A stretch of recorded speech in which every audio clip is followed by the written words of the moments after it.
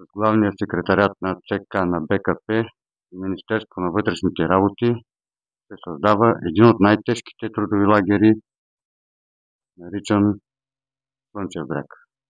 С решение на секретарята на ЦК на БКП, заповед на вътрешният министър Георги Станов от август 1959 година е създаден официално лагерът.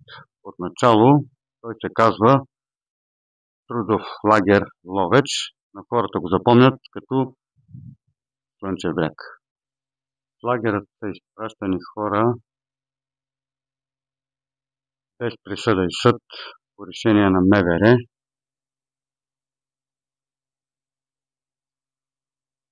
Често те били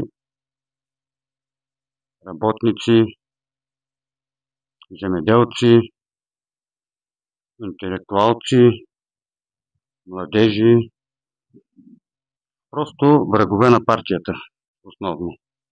Условията на труд били нечовешки. Затворниците трошали камъните с ръце и примитивни инструменти. Работили от изгрев до здрач, под зоркия контрол на надзирателите. Затова и десетки хора намират смъртта си именно тук.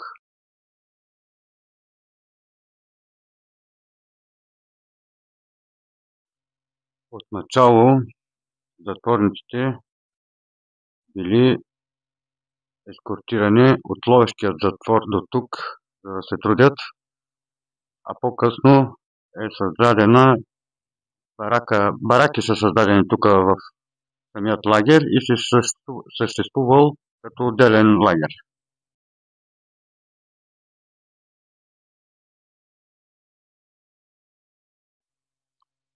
През пролетта на 1962 година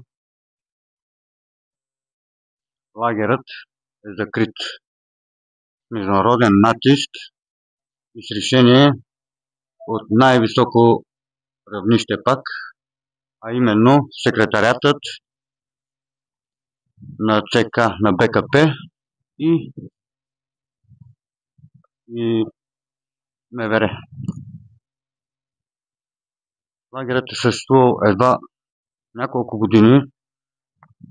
Затворниците са преместени в нормални затворнически общежития